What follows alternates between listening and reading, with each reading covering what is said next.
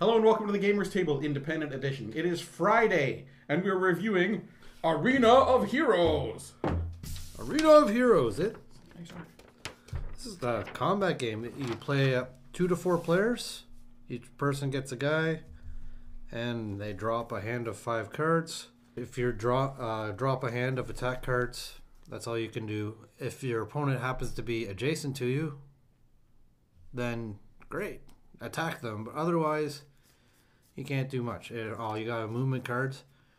You just pretty much just chuck the cards until you can drop some more cards, and hopefully then you'll be able to do something. Got a very small arena for the heroes to go in, 5x5 grid, with the center post in the middle of it, in the center, go figure. And if you're standing on there and you hit somebody while you're standing on there, you do 2 damage instead of 1 to them. And if you're not on there and there's a guy on there, instead of doing damage, you can choose with your attack to push him off the pedestal. Because the arena's so small, you can't run away from anybody. You run as far away as you can get, and he can probably catch you with his hand of cards anyway. Which is good. It keeps the combat going. Everybody gets 10 life tokens. When they're all gone, you're out. There'll be 2 different symbols on the cards. There'll be orthogonal direction or diagonal direction, which you can move or attack. And if you notice on the attack cards, you have a number on them. If you attack someone and they can defend with another attack card that has a corresponding direction that is an equal or higher value card to successfully defend the attack. All attacks do 1 damage unless you're, of course, on the center pedestal. Yes. There are also a whole pile of weapons scattered throughout this deck here. And shields, plus 3 defense. And each person has 2 slots in front of them. But there are a couple of weapons. The throwing axe is kind of cool. Yeah. You don't have to be adjacent. You just attack card and a clear line of sight. As it is, it plays fairly well. It's not slow. It doesn't drag. I mean, you don't have to read the cards. It's just arrows. Well, I'll do that. I'll do that, and I'll do that. I got him. Haha. Oh, he had a weapon to defend it. Darn. There's the double-handed axe, plus 4 to your attack, but it takes up both your slots. There is also a sword and shield combination there it is. Sword and shield. Excellent. Takes up both your shots, but it's plus 3 defense and plus 3 attack. Probably the best. Yeah. And there's also the disarm card that your opponent attacks you with a weapon and you steal his weapon, which is kind of annoying when you're not expecting that to happen. It's a really tight battlefield, so there's not this whole chasing people around as they run away. They're not running very far. The only problem is because it's drawing, you could randomly end up, well, I got 5 attack cards. He's 2 spaces away, so I can't reach him. So throw one away and, okay, yeah. My turn is done. Come on, over here. And he's only got movement cards, so he's doing that. Oh, I'm going to get you, I'm going to get you. And then his turn's over. I feel the game might be improved if the deck size was reduced a little bit. Maybe a little bit more of the star ones in there. It's a fairly quick game. My biggest complaint is drawing at the start of your turn as opposed to the end of your turn. So you're pretty much almost always defenseless unless you're holding the attack cards back, and why. Yeah. And it's just random. Whatever card you got is what you got. And if you draw bad, then you're probably just going to lose. It doesn't really matter. And now for the gaming news. The Game Crafter is pleased to announce that they have added Monopoly pawns to the list of parts. So if you're thinking to make some sort of Monopoly clone, you could head on over to the Game Crafter, design all your artwork, and use the actual same sort of pawns that were in the classic Monopoly games. Wrapping up for Arena of Heroes. There's really not a whole lot of depth to it, but it was fun. I will give Arena of Heroes a 5.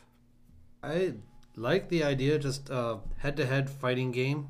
You could play up to 4 players, so you can have a bit of a battle royal. It's a rather small arena, but at the same time, you're not wasting time trying to get into range of people. You're pretty much one move away from everybody almost all the time. It's fast, but it's just way too random. You don't get the cards. Mind you, that could befall upon your opponent too. And Mm-hmm. there's nothing said that you have to waste all your attack cards on the attack. You might want to hold some back. I don't know. Well, yeah, you kept yourself alive for an extra round by doing that. Well, I didn't hold it back because I couldn't hit you with it because it was a diagonal and I couldn't get diagonal to you. I gave Arena of Heroes a 6. Theme: gladiators.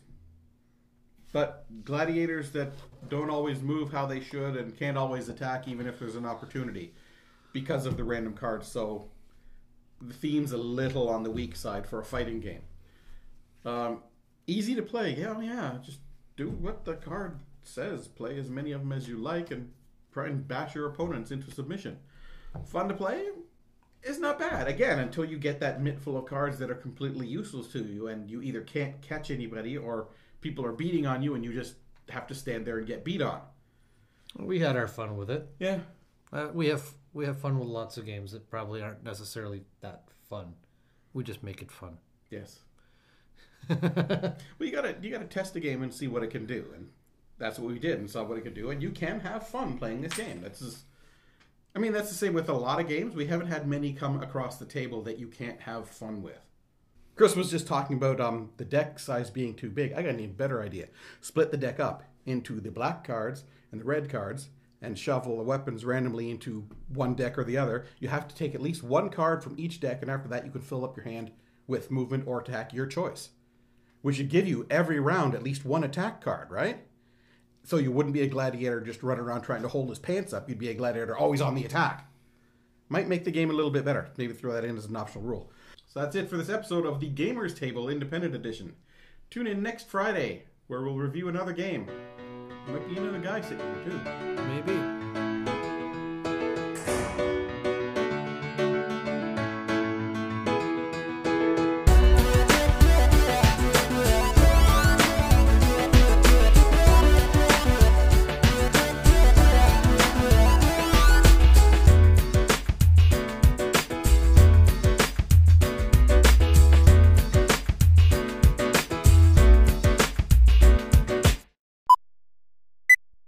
Are you there?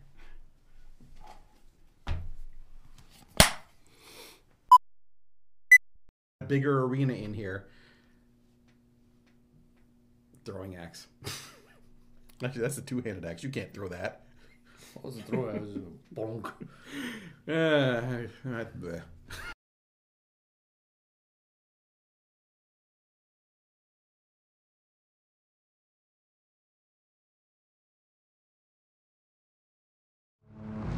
Hail, Seek Soft Hand! We bring you provisions.